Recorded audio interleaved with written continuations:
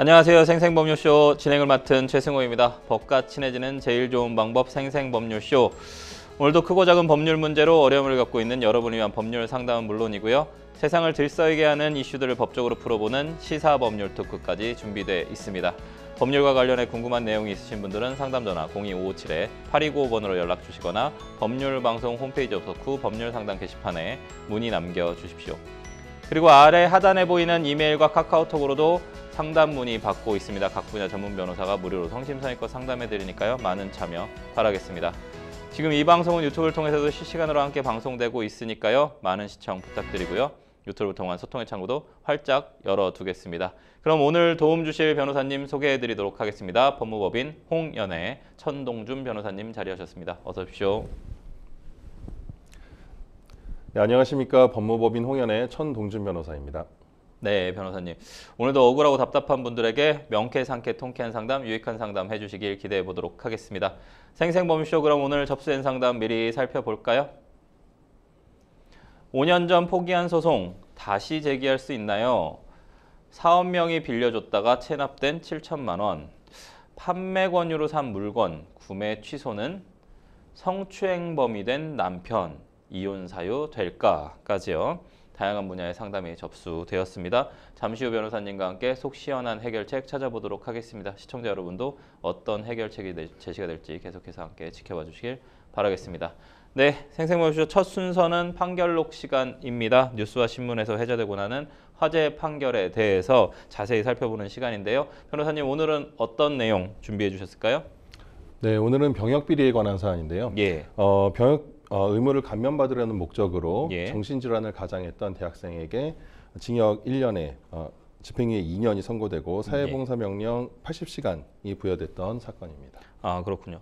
병역비리 사건 좀 예전에는 연예인 등 좀 유명인들이 좀 저지르는 경우가 많았는데 요즘에는 좀 일상적으로 많이 벌어지고 있나 봐요. 네, 맞습니다. 일종의 모방범죄라고 봐야 될 것 예, 같은데 예전에는 연예인들이나 어떤 사회적인 영향력을 가진 그 사회 고위직들이 많이 저질렀던 범죄인 반면에 최근에 들어서는 어떤 범죄 수법들이 뭐 그 좀 널리 알려지면서 비슷한 그 여러 방식으로 적발되는 사례들이 늘어나고 있습니다. 저도 좀 주변에 뭐 엔터계나 이런 쪽에 있으면 거의 많은 친구들이 좀 이런 부분들을 좀 이용하는 것처럼 또 보이고 그런 사건들도 좀 많은데, 병역법상 병역 의무를 기피하거나 좀 감면받을 목적으로 속임수를 좀 쓴 경우에는 처벌 기준이 좀 어떻게 되는지 좀 궁금합니다. 우선 법정형부터 말씀을 드리면 병역법 86조의 병역 의무를 기피하거나 감면받을 목적으로 도망하거나 행방을 감춘 경우 또는 신체를 훼손하거나 속임수를 쓴 사람은 1년 이상 또는 5년 이하의 징역에 처한다라고 규정을 하고 있습니다. 네. 지금 화면에 표가 나오고 있는데 1년 이상이면 사실은 너무 큰 범죄 아닌가요? 그렇죠. 뭐 일반적으로 알고 계신 것과 같이 하한이 정해진 법정형은 굉장히 높은 수준의 처벌 수준이라고 보시면 될 것 같은데요. 일단 어떤 이 방식에 있어서 뭐 그 병역을 지금 맨 상단에 있는 병역 기피 같은 경우는 병역을 피하려고 도망 다닌 경우를 말하는 거고요. 병역 면탈 같은 경우는 속임수를 써서 어떤 감면을 받은 목적으로 그 범죄를 저지른 것이기 때문에 법정형 또한 높게 설정돼 있다라고 지금 보면은 뭐 다른 것보다 면탈 행위가 가장 처벌 수위가 높다라고 좀 보여지네요. 그렇죠? 네, 그렇습니다. 뭐 다른 뭐 국외 여행 허가 위반이나 병역 기피 이런 부분들은 좀 상한선이 정해져 있는 3년 이하의 징역 뭐 이렇게 되어 있는데요. 이번 사건이 좀 어떻게 벌어졌는지 사건 개요부터 좀 들어보겠습니다, 변호사님. 네, 알겠습니다. 우선 이 사건은 2019년으로 거슬러 올라갑니다. 피고인이 2019년 11월부터 2021년 9월까지 병역 판정 검사에서 정신질환을 앓고 있다라는 주장을 하면서 허위 진술을 해서 어떤 그 병역 감면을 받은 사안이라고 보면 되겠는데요. 2019년에는 수능 시험 이후에 자살 충동을 느낀다라는 진술을 해서 7급 재검 대상으로 분류가 됐습니다. 다음에 검사에서는 그간 병원 치료를 받지 못했다는 이유로 다시 7급 판정을 받았고요. 그해 6월부터는 아예 병원 진료를 받았습니다. 예. 그러면서 집 밖을 잘 못 나간다. 그리고 밤에 혼자 있기 무섭다. 사람이 많은 장소에 가면 긴장이 돼서 외출 자체가 꺼려진다. 예. 그리고 지하철과 같은 밀폐된 공간에 있으면은 뭐 소위 말하는 어떤 위축이 되고 공황의 예. 증상이 나타난다라는 등의 주장을 해서 그 어떤 정신질환이 있는 것처럼 가장을 하였던 것입니다. 예, 예. 그래서 사실 저희가 또 맡고 있는 사건들도 이 유사 사례들이 엄청 많은 걸 보면 상당히 이 방식으로 해서 또 병역 면탈을 하거나 이런 뭐 기피를 하거나 이런 경우들이 상당히 많은 것 같습니다. 먼저 앞선 1심과의 좀 판결 내용 좀 들여다봐야 될 것 같습니다. 1심 판결 내용 좀 알려주시죠. 네, 1심은 피고인의 혐의를 유죄로 인정하면서 징역 1년에 집행유예 2년을 선고하고 네. 역시나 말씀드린 것처럼 80시간의 사회봉사를 명령했습니다. 1심 재판부의 판단은 이렇습니다. 피고인은 병역 의무를 감면받을 목적으로 정신과 진료를 받으면서 약물 등을 제대로 복용하지 않으면서도 예. 마치 약물 치료를 하고 있는 것처럼 가장에서 진술을 하거나 허위로 진술을 했다. 예. 현재 상태에 대해서 어떤 이런 그 허위나 과장을 보탠 진술을 함으로써 결국엔 속임수를 썼다라는 예. 것이고요. 그 내용과 수법, 경위를 볼 때 죄질이 좋지 않다고 해서 말씀드린 바와 같은 어떤 그 양형 판단이 이루어졌습니다. 2심의 좀 결과, 항소심의 결과도 좀 마찬가지였나요? 네, 그렇습니다. 2심도 동일하게 판단을 하면서 예. 2심 재판부는 추가적으로 그 이유를 설시를 했는데요. 예. 피고인은 환자가 호소하는 증상의 기초에 판단이 이루어지는 정신과 진료의 특성을 이용했다라는 점을 꼬집었습니다. 예. 그래서 자신의 증상을 꾸며내서 범행을 저질렀다라는 것인데 네. 정신과 진료의 특성에 따라서 그 적발이 어렵고 또한 병역제도에 끼치는 위험성 역시 크다고 볼 수 있어서 1심의 판단은 정당하다라고 판단하였던 것입니다. 사실은 뭐 물리적이거나 기계나 이런 부분으로 좀 진단이 안 되는 부분들이 정신과적인 그렇습니다. 증상들이 많은데 또 그렇다고 해서 정신과적 증상이 또 진단이 안 된다고 해서 진짜 그게 없다라고 또 보기도 어렵고요. 주관적으로 느끼는 그 감정들이 사실 있을 수도 있는 거고요. 그렇죠. 뭐 사회적으로도 문제가 많이 되듯이 우울증과 같은 어떤 증상은 예. 사실은 그 생명과도 직결되는 예, 뭐 예. 중대한 병증이기 때문에 그 부분을 단순히 어떤 진단이 안 된다고 진단이 해서. 안 된다고 해서 뭐 어떤 그 주장을 배척하기는 굉장히 부담되는 것이죠. 그렇죠. 예. 예. 그런 부분들에서 사실 정신과 의사들도 사실은 되게 부담스럽고 이 부분이 어떻게 해야 될지 되게 좀 신중한 부분들도 분명히 존재하는 네, 것 같아요. 대법원의 판결 내용도 좀 자세히 들여다봐야 될 것 같습니다. 대법원 판결 내용 좀 알려주시죠. 네, 대법원에서는 하급심에서 피고인에게 징역 1년에 집행유예 2년을 선고하고 예. 80시간의 사회봉사를 명한 것이 뭐 항소 이유나 상고의 이유가 없다라고 예, 판단을 하면서 이 부분이 뭐 하급심 판단에서 어떤 위법 요소가 없다, 즉 사실 인정은 정당하다라고 판단을 했던 것입니다. 그러면 뭐 1심, 항소심, 그다음에 대법원, 상고심도 전부 다 동일하게 판단을 한 것인데 일반적으로 정신과 질환이나 상태에 대해서 공익 판정 기준과 평가 요건 등이 좀 어떻게 되는지도 궁금합니다.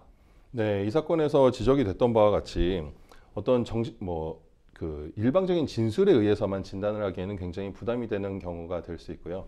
따라서 치료 경력 6개월 이상으로 한다고 해서 당연하게 면제가 된다든지 감면이 되는 것은 아니고 예. 증상의 정도 그리고 사회적 활동을 제대로 하고 있는지 그리고 치료 기간이 얼마나 되었는지와 같은 현재 상황을 두루 종합적으로 보게 되고요. 네. 4급 보충역 같은 경우 경증 약물 치료 가 이루어지는 상태, 예. 5급 전시근로역은 기능 저하가 심한 중증에 이른 상태, 예. 6급은 뭐 사실상 면제 상태로 판단이 되게 되고요.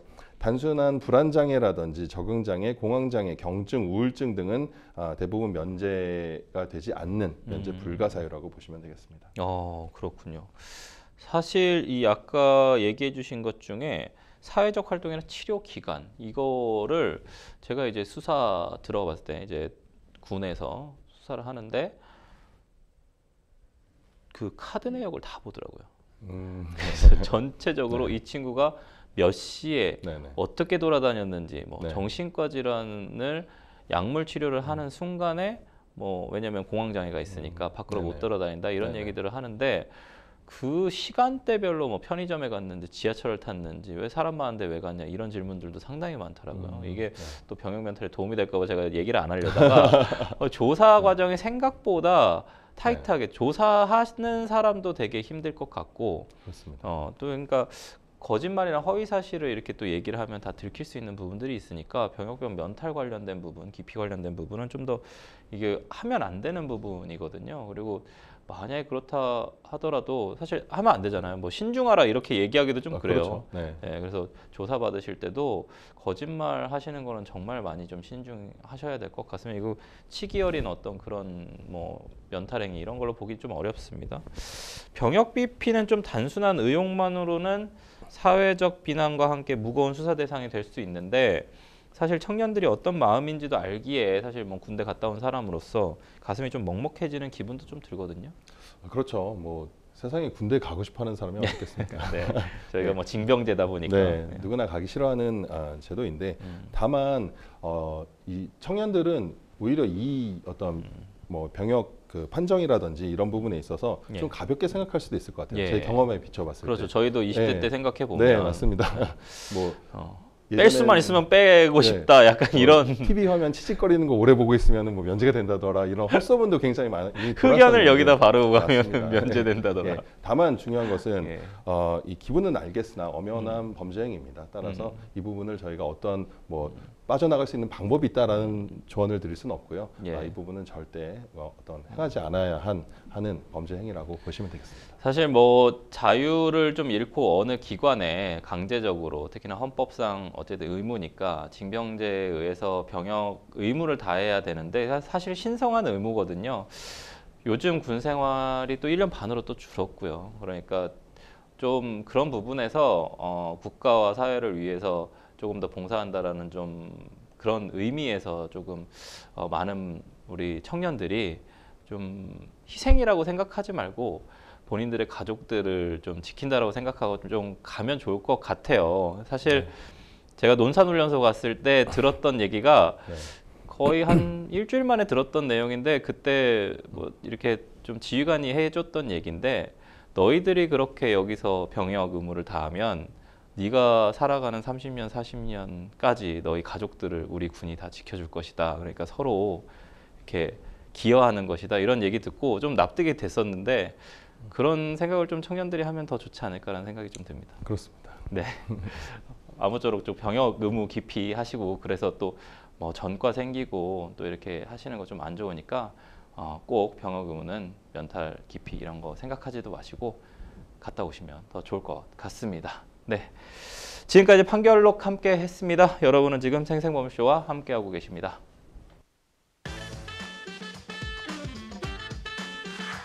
어렵고 복잡한 법률 문제로 고민하고 계신가요? 그렇다면 생생법률쇼가 도와드리겠습니다. 생생법률쇼에선 민사, 형사, 가사 등 각 분야 전문 변호사들이 매년 800여 건의 법률 문제를 속 시원하게 해결해드리고 있는데요. 그럼 무료로 법률 상담을 받을 수 있는 3가지 방법 지금부터 소개합니다.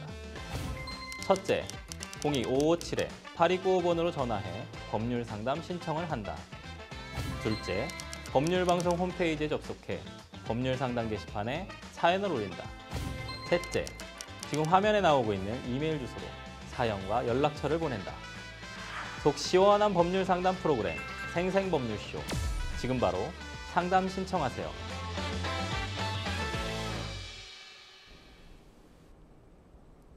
네, 지금부터는 생생법률쇼가 자랑하는 성심성의 무료 법률 상담 시작해 보도록 하겠습니다. 전화 연결되어 있는데요. 받아보겠습니다. 안녕하세요. 안녕하세요. 네, 말씀 잘 들리세요? 예, 조금 더 크게 해주세요. 그러세요. 혹시 TV 켜놓으셨나요? 예. TV 끄셔야 좀 잘 들리시거든요. TV 좀 꺼주시겠습니까? 예, 알겠습니다. 네.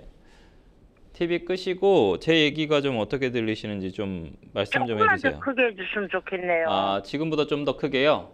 예. 네. 우선은 알겠습니다. 저희 혹시 어떤 부분 때문에 연락 주셨을까요? 제가요. 예. 지금 어디 장사하는 사람인가 뭐 할 거 다니는 사람한테 예. 2003년도에 2003년이요?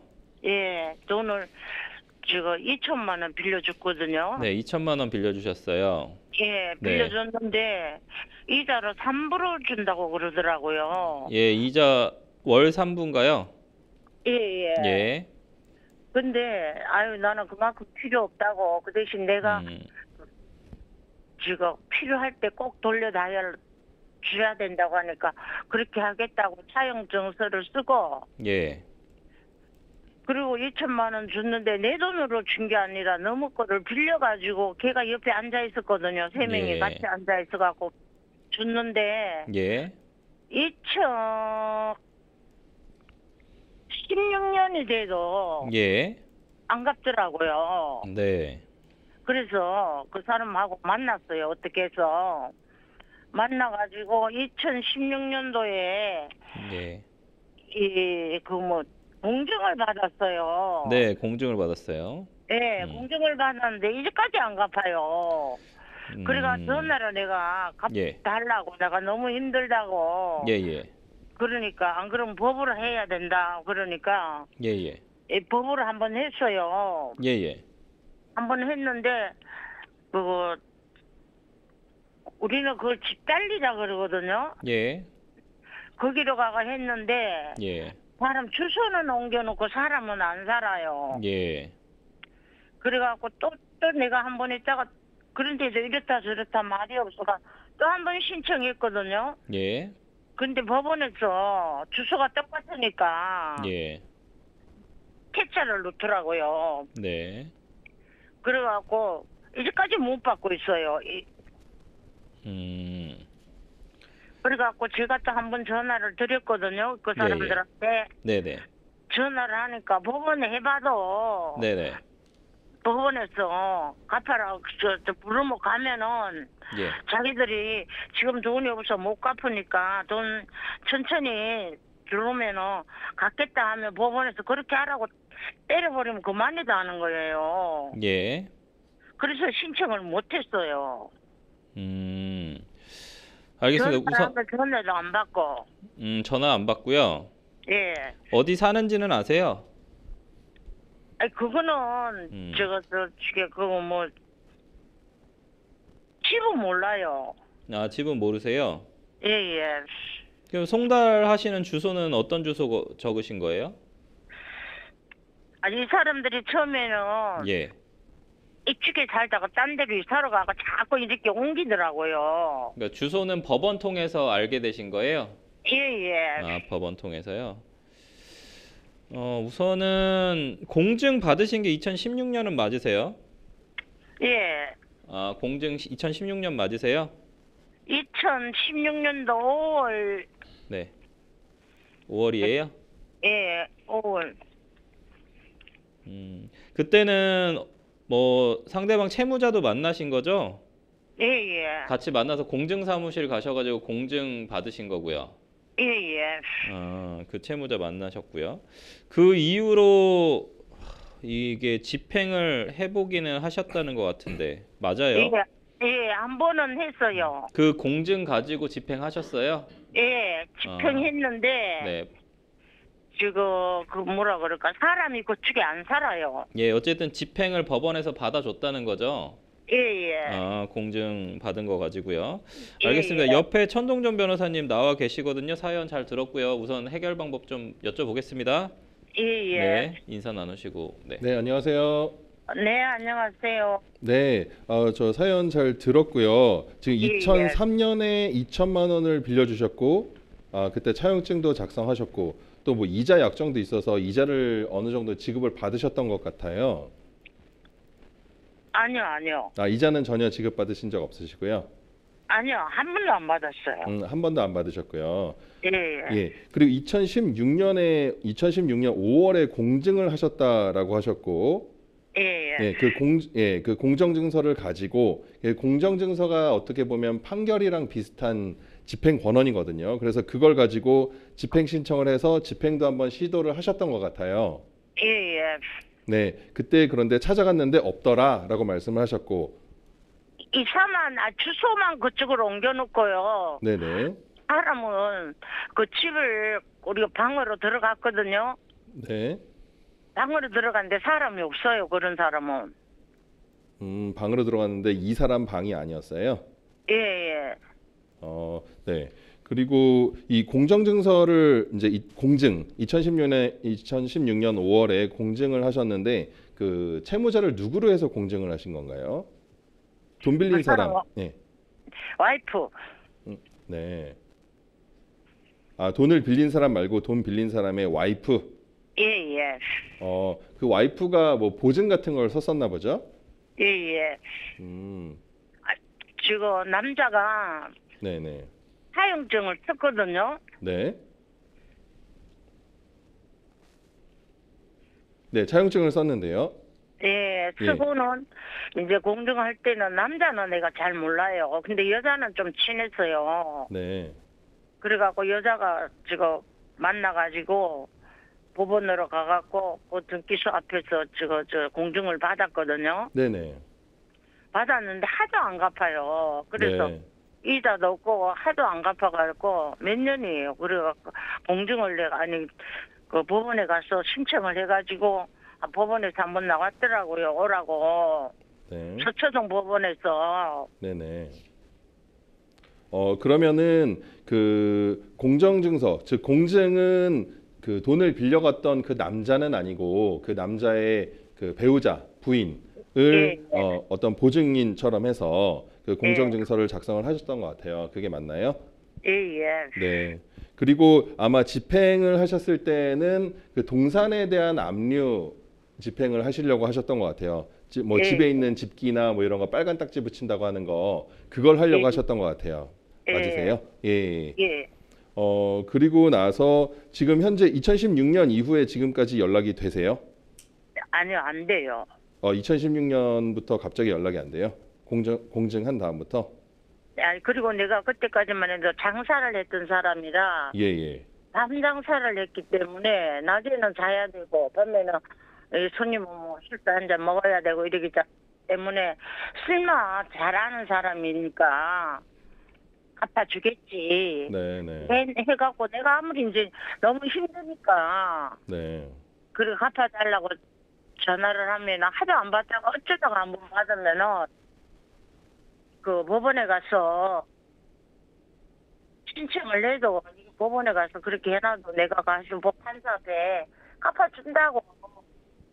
네. 나는 못 갚아도 천천히 갚겠다면 그냥 알았다고 가라 그런데요. 그러면은 그것으로 끝이 나지더라고요. 네. 그러면 어쨌든 2016년 이후에 연락을 하신 적은 없는데 현재는 연락은 되세요? 안 돼요. 안 해봤어요. 아, 연락을 안 해보셨어요? 연락처는 아시고요?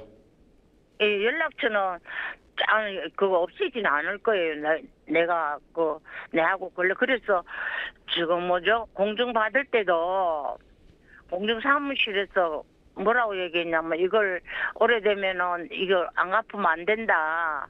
네. 그걸로 해지하는 걸 뭐라 그래요? 소멸시효 말씀하시는 거예요? 소멸시효?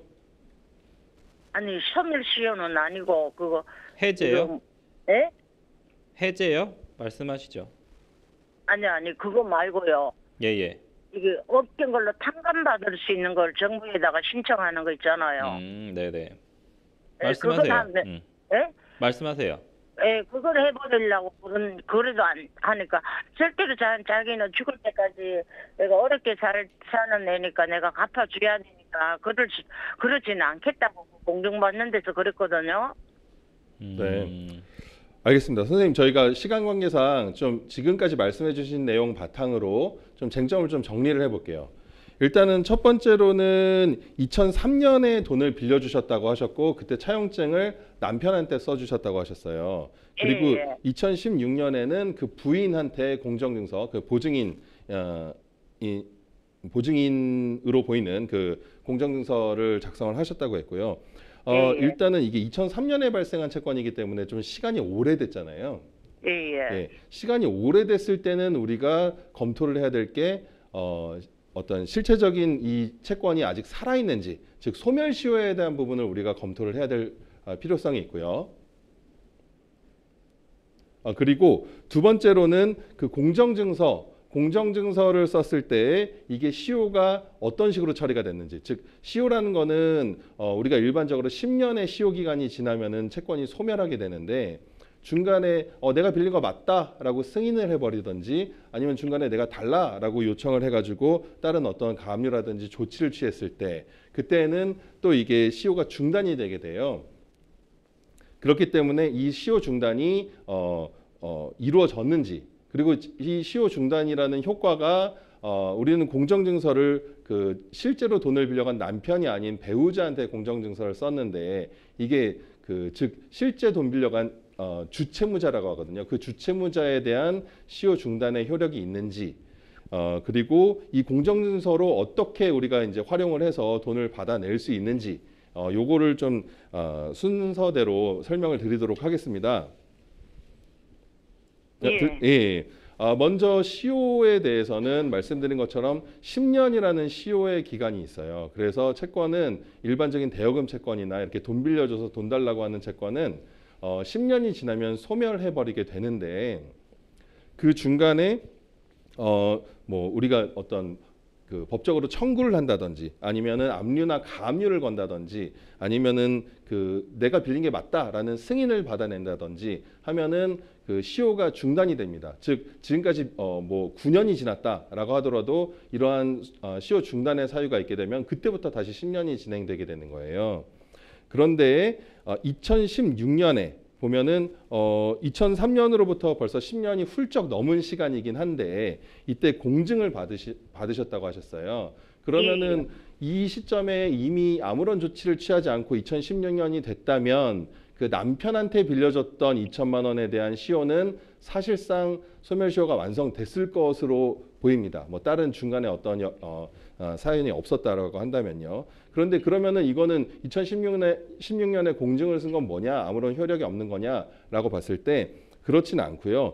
2003년에 돈을 빌려줬을 때 어떤 배우자가 보증을 쓰는 어떤 그런 관계가 있었던 것 같아요. 그래서 배우자가 그럼 내가 갚겠다라고 해서 2016년에 어떤 일종의 공증을 하면서 승인을 하게 된 거죠. 내가 돈 갚을 의무가 있는 거 맞다라고 하면은 이게 시효가 아까 말씀드렸듯이 승인, 즉 내가 갚을 게 맞다라고 하면 중단 사유에 해당한다고 했잖아요. 그런데 이거는 시효가 다 완성된 다음에 있는 사유이기 때문에 시효의 중단이 아니라 오히려 시효 이익을 포기한 거다라고 우리가 판단을 할 수 있을 것 같아요. 즉 내가 소멸시효 완성한 거 맞는데 내가 어쨌든 갚을게라고 인정을 하면 그동안 시효가 완성이 돼서 뭐 소멸하는 그 이익을 포기를 하고 내가 갚겠다라고 선언을 하게 되는 것입니다.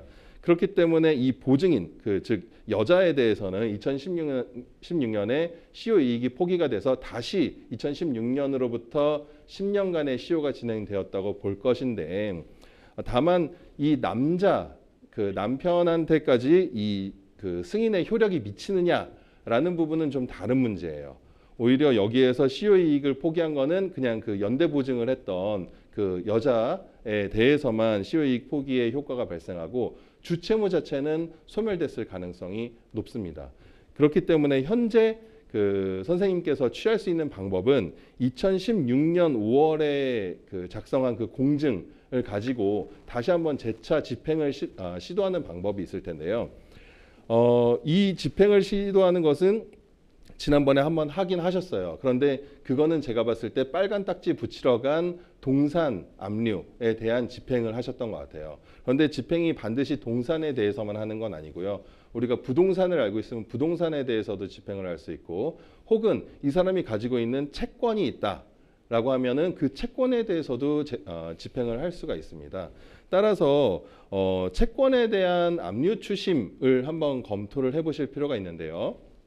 이 부분은 좀 잘 들어주셨으면 좋겠습니다. 채권에 대한 압류 추심을 현재로서는 할 수 있는 상황으로 보인다. 왜냐하면 2016년도 공정증서는 아직 그로부터 10년이 지나지 않았기 때문에 아직 행사할 수 있는 집행 권한이에요.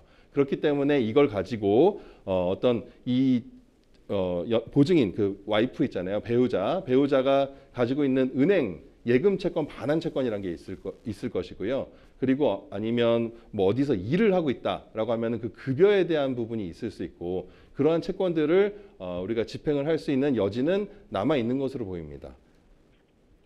이해가 되시나요? 예, 예. 예, 그렇다라고 한다면 지금 현재 그 선생님께서 취하셔야 될 사안은 이게 2천만 원이어서 사실 뭐 금액이 뭐 크다면 크고 작다면 작은 금액이라서요. 변호사 사무실을 가면은 사실 배보다 배꼽이 더 커지는 상황이 발생할 수 있어요. 그렇기 때문에 이거를 뭐 법무사 사무실을 가든지 하면은 이런 그 가압류에 대한 신청서는 다 대행으로 작성을 해주거든요. 아니면은 채권 추심업체에 가는 방법도 있습니다. 그렇게 해서 이 부분을 좀 전문가의 도움을 받으셔서 이 어떤 그 채권에 대한 어떤 은행에 대한 예금 채권에 대해서 그 압류를 하시는 방법이 지금으로서는 택할 수 있는 방법이 될 것 같아요. 네, 상담자님 혹시 얘기 들으신 것 중에 이해 안 가시는 부분들이 좀 있으실까요? 아니요. 이게 사실 지금 뭐 얘기를 법률적인 부분들이 상당히 좀 많아서요. 혹시 궁금하신 점들이 있으시면 저희가 유튜브로 재방송으로 좀 돌려보실 수도 있고 방송 재방송도 보실 수 있거든요. 그래서 방금 이제 천 변호사님 얘기해 주신 거에 거의 내용들이 다 있어요. 그래서 혹시 이해 안 가시면 여러 번 반복해서 좀 보시면 좋을 것 같고 결론적으로 얘기하면 아직 여자분한테는 돈을 받을 수 있을 것 같다 이거든요. 근데 이제 소송이 좀 필요하니까 법률 전문가의 좀 도움을 좀 받으시면 더 좋을 것 같습니다. 예, 알겠습니다. 그리고 혹시 공증 쓰실 때 그냥 원금 2천만 원에 대해서만 공증을 쓰셨나요? 이자도 준다고 썼어요. 이자 몇 퍼센트 준다고 썼나요? 연 12%. 연 12%요? 네, 한 상당히 달에 최근에 쓴 것 같긴 한데 12%, 한 달에 12%요? 아니요, 연 12%. 연 12%죠. 그래서 연 네. 12%까지 해가지고 좀 청구하시면 금액이 좀 크잖아요. 그러니까 변호사 사무실에 가셔서 좀 도움 받으시면 더 도움 되실 것 같아요. 그래서 포기하시지 마시고 받는 데까지 최선을 다해서 좀 받으시면 좋을 것 같습니다. 예, 알겠습니다. 전화 주셔서 감사합니다. 수고했어요. 네.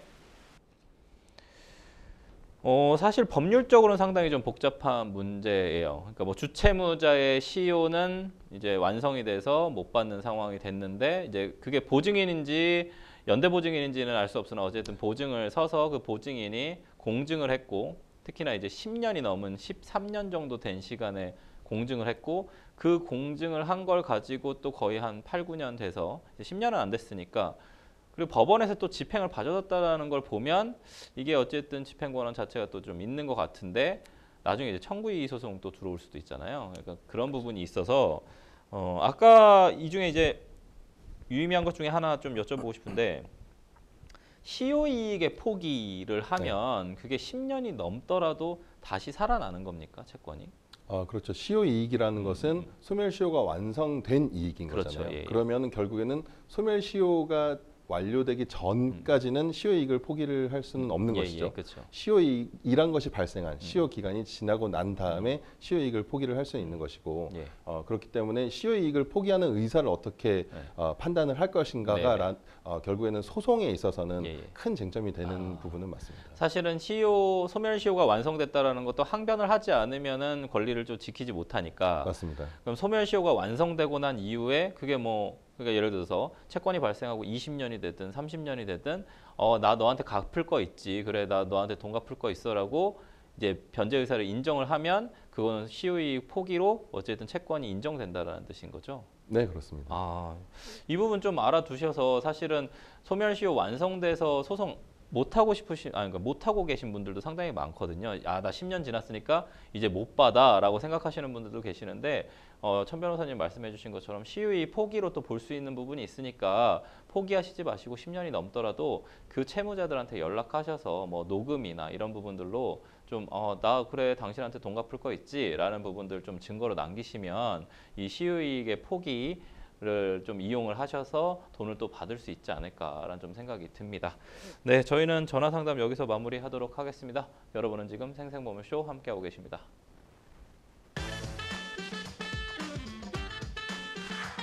어렵고 복잡한 법률 문제로 고민하고 계신가요?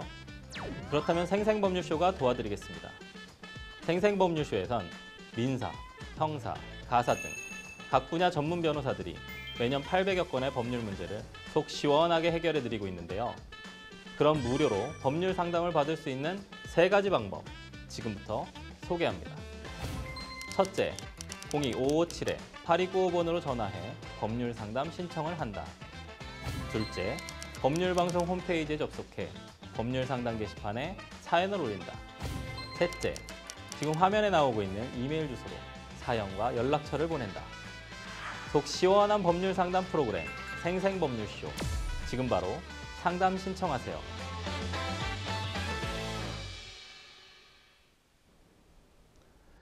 자, 이번에는 법률방송 이메일을 통해 들어온 여러분의 고민을 해결해 드리도록 하겠습니다. 어떤 고민 내용인지 함께 보실까요? 저는 결혼을 앞둔 30대입니다. 며칠 전 집으로 국세청에서 보낸 국세고지서가 왔습니다. 확인해보니 약 7천만 원이 넘는 세금이 제 이름으로 체납되었다는 내용이었습니다. 알고 보니 10년 전 아버지가 제 명의로 사업자 등록을 내고 사업을 운영하면서 각종 세금이 제 이름으로 쌓여 있었던 거였습니다. 아버지가 사업을 대신 해달라고 부탁해서 명의를 불려준 건 사실이지만 당시에는 세금 문제가 이렇게 커질 줄 몰랐습니다. 지금 아버지는 고령이고 건강도 좋지 않아 책임을 다 지기 어려운 상황입니다. 저는 오히려 제 명의로 남아있는 7천만 원 체납세금을 어떻게 해야 할지 막막합니다. 국세를 탕감받을 수 있는지, 개인회생을 신청할 수 있는지 궁금합니다. 그리고 체납으로 인해 앞으로의 대출, 신용도, 금융거래 등에 어떤 불이익이 생길지 너무 불안합니다. 라고 질문 주셨습니다. 사실 일상에서 상당히 많아요. 일상에서 사업을 하는데 부모님이 자녀의 명의를 이렇게 빌려서 사업을 하시는 경우들 있고 또 특히나 국세, 지방세들이 좀 이게 탕감이 안 되다 보니까 사실은 좀 문제가 되는 경우들이 많거든요. 변호사님, 이 고지서에 적힌 국세는 좀 어떤 종류의 세금이 포함된 겁니까? 예, 우선 우리가 세금을 얘기할 때는 국세, 지방세 뭐 예. 이렇게 많이 분류해서 얘기를 하는데 예. 일반인들은 국세가 뭔지 지방세가 뭔지 잘 그러니까요. 모르세요. 예. 네, 국세는 보통 어떻게 생각하시면 되냐면 뭐 개인의 소득이라든지 재산에 관한 세금, 뭐 직접세라고 하고요. 그리고 소비나 어떤 거래에 관련해서 발생하는 그 간접세. 를 크게 2가지 맥락으로 보시면 되겠습니다. 그래서 직접세로서 우리가 생각할 수 있는 것이 법인세, 소득세 이런 것들이 있고요. 뭐 상속세, 증여세도 마찬가지로 포함이 됩니다. 거래에 관한 세금은 가장 대표적인 것이 이제 부가가치세입니다. 그래서 이 사안에서는 아마도 소득세 내지는 부가가치세, 특히 부가가치세일 가능성이 가장 높을 것으로는 보입니다. 아마 그 사업소득이 발생을 했으니까 사업소득에 대한 소득세, 그 다음에 부가가치세, 납부 의무 관련된 부분인 것 같습니다. 사연에는 좀 자세히 안 나왔지만 체납이 10년 전에 좀 발생한 건지 10년 동안 누적된 건지에 따라서 좀 해결 방법이 달라집니까? 10년이라는 기간이 아까 소멸시효도 잠깐 얘기가 나왔었지만 굉장히 중요한 의미를 갖죠. 왜냐하면 이것이 국세 부과라는 것은 제척 기간이 있습니다. 즉 부과 자체의 제척 기간이 있어요. 부과를 뭐 5년, 7년으로 보통 나누는데요. 일반적인 국세 제척 기간은 5년이라고 보고요. 그래요. 신고를 하지 않는 경우에는 7년, 그리고 어떤 사기나 그밖에 부정한 행위로 인한 미부과는 10년의 제척 기간이 적용이 되게 됩니다. 따라서 이 기간이 지나서 부과를 하는 것이다라고 하면은 그 세금 부과라는 처분이죠. 그 처분에 어떤 중대한 하자가 있는 것이므로 무효가 됩니다. 아, 그렇군요. 그러니까 신고라는 건 5년, 그 다음에 미신고는 7년, 그 다음에 불법 행위나 이런 걸로 한 건 10년이다. 아버지가 좀 상담자의 명의로 운영한 사업의 체납 세금을 좀 모두 부담을 해야 될까요? 일단은 국세기본법의 가장 대원칙 중에 하나는 실질거세 원칙이라는 것이 있습니다. 국세기본법 제14조 1항에 규정이 되어 있는 내용인데 과세 대상이 되는 소득, 수익, 재산, 행위 또는 거래의 귀속이 명의일 뿐이고 사실상 귀속되는 자가 따로 있을 때는 사실상 귀속되는 자가 납세 의무를 부담을 한다라는 것이 이 실질과세 원칙이라는 우리 그 과세의 대원칙입니다. 다만 이 명의가 대여가 돼서 이 명의자로서 어떤 사업 소득이 발생하고 사업상의 거래가 이루어졌다라고 한다면은 이 납세 의무자는 사실상 그 명의자로 사실상 추정되게 되죠. 추정이 돼요. 따라서 이게 어떤 법령상의 어떤 입증 책임의 전환의 문제는 아니지만 오히려 그 추정을 번복시켜야 하는 책임은 결국에는 이 주장을 하는 자에 있기 때문에 이 납세 의무의 실질 부담 주체가 누구인지에 대한 그 입증 책임을 결국 오롯이 지게 되는 결과가 됩니다. 그러면 사실 입증을 해가지고 아버지가 사업을 했다라는 거 좀 입증해야 될 것 같은데 뭐 입증할 수 있는 증거나 이런 것들 좀 있을까요?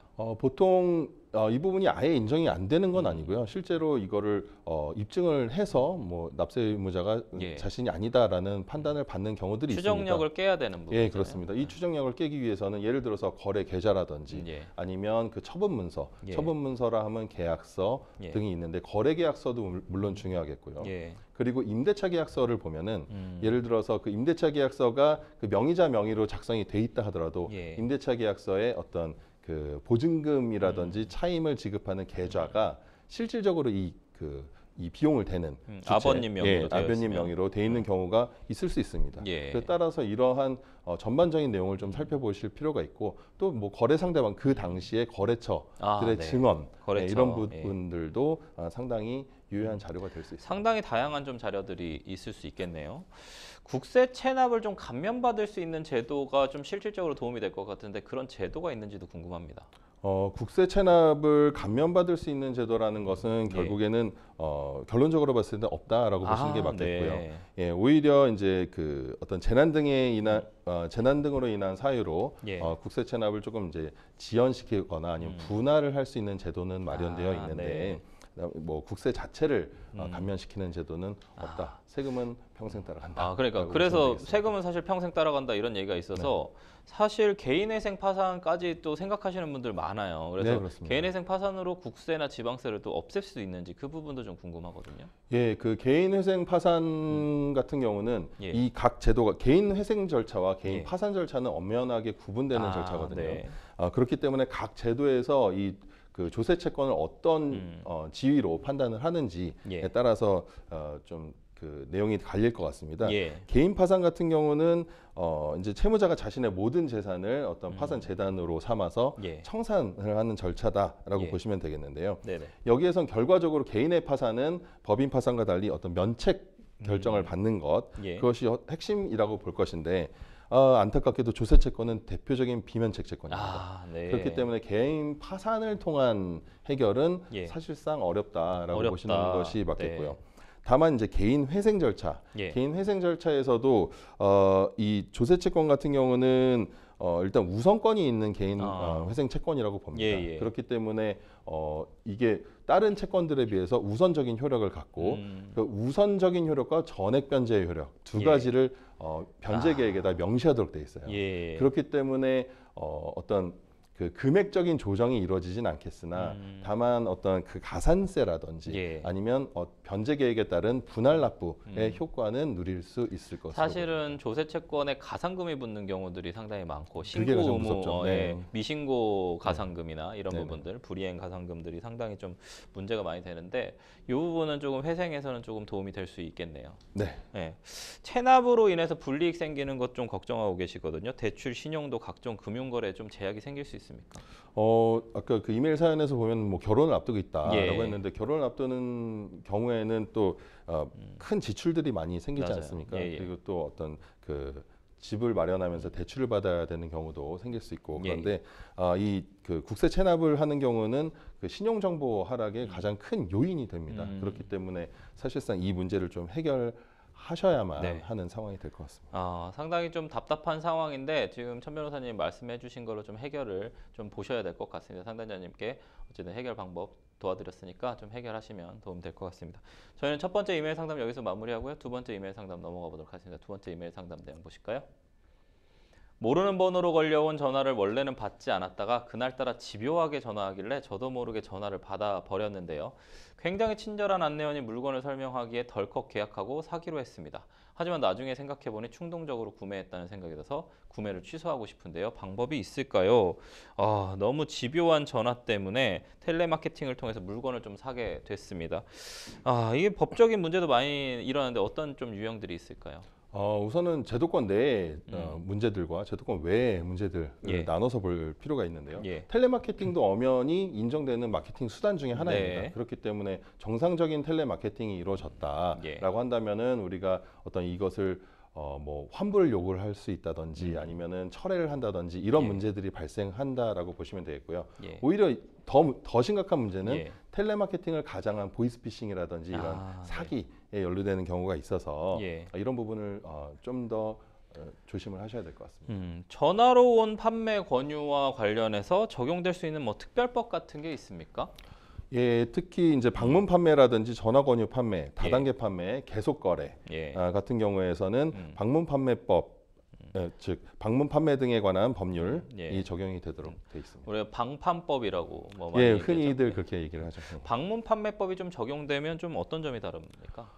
방문 판매법이 적용이 되면 우선은 그 어떤 소비자 입장에서는 예. 철회를 할 수 있는 기간이 부여가 됩니다. 네. 철회라는 것은 뭐 우리가 쉽게 말하는 쿨링 오프라고 예. 하는데요. 내 마음을 좀 진정을 시키고 예. 내가 그때 좀 경솔했지 않았을까라고 예. 생각할 수 있는 시간을 14일을 부여하게 됩니다. 네네네. 예, 그 14일이란 것은 그 해당 계약의 계약서를 받은 그 시점으로부터 14일이라고 생각을 하시면 되겠고요. 네. 그리고 철회를 하게 된다면은 뭐 이미 지급했던 돈이라든지 이런 부분은 환불을 받을 수 있는 권리도 보장을 하고 있습니다.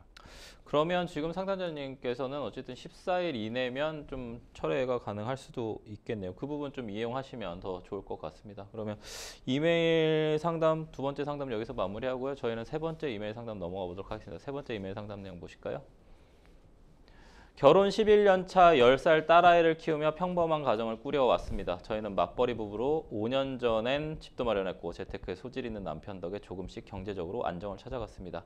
그런데 최근 이상하게도 남편이 한 달 내내 근심 가득하고 바빠 보였습니다. 처음엔 여자가 생겼나 의심이 들었죠. 대체 왜 그러는지 따졌더니 상상지도 못한 얘기를 털어놨습니다. 직장 여직원이 남편을 성추행으로 고소했고 회사에서도 징계를 당할 거라고 합니다. 회식이 끝난 후 사는 지역이 같은 여직원과 택시를 탔고 택시 안에서 여직원을 성추행했다고 합니다. 여직원을 만지고 키스하려고 했다는데 택시기사까지 당시 장면을 목격했다고 합니다. 그럼에도 남편은 여자가 꼬리를 쳤다며 자신은 술에 취해 기억도 안 난다고 주장합니다. 그러면서 여직원을 무고죄로 고소한다는데요. 남편에 대한 실망감이 깊어 더 이상 결혼 생활을 유지하고 싶지 않습니다.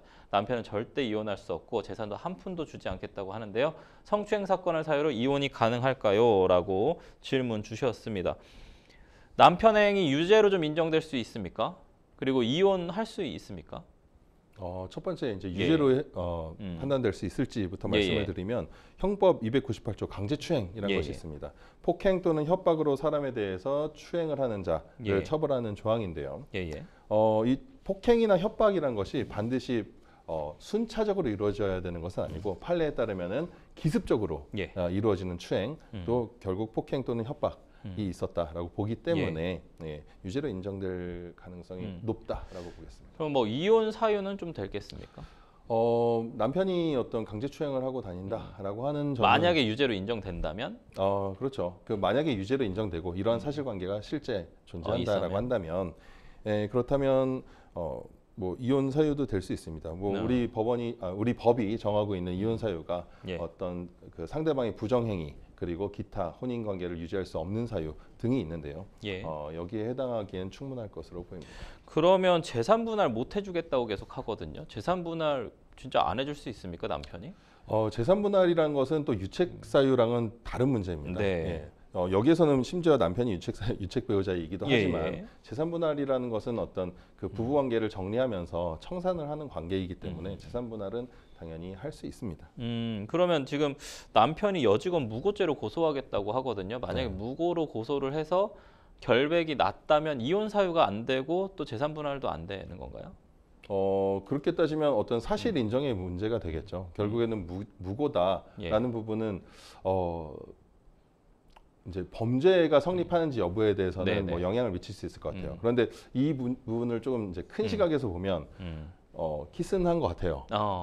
뭐 어떤 추행에 비슷한 행위는 한 것 같아요. 그렇다라고 한다면은 이혼 사유로는 충분히 인정할 수 있지 않을까 싶습니다. 마지막으로 양육권 저희가 가져올 수 있습니까? 양육권은 짧게 시간 다 돼서 저 여자분께서는 양육권을 갖고 올 수 있습니다. 가져올 수 있을 것 같고요. 알겠습니다. 저희 상담 여기서 마무리해야 될 것 같습니다. 생생몰쇼 오늘도 마칠 시간이 다 됐는데요. 오늘 함께해 주신 천동준 변호사님 감사합니다. 법률 상담 참여 방법 다시 한번 안내 드리도록 하겠습니다. 법률방송 홈페이지 접속해서 게시판에 문의 남겨주시거나 카카오톡, 이메일, 그다음에 전화 상담 받고 있습니다. 각 분야 전문 변호사가 무료로 성심성의껏 상담해 드리니까요. 많은 연락 주시면 감사하겠습니다. 오늘 순서는 여기까지입니다. 시청해 주신 시청자 여러분 고맙습니다.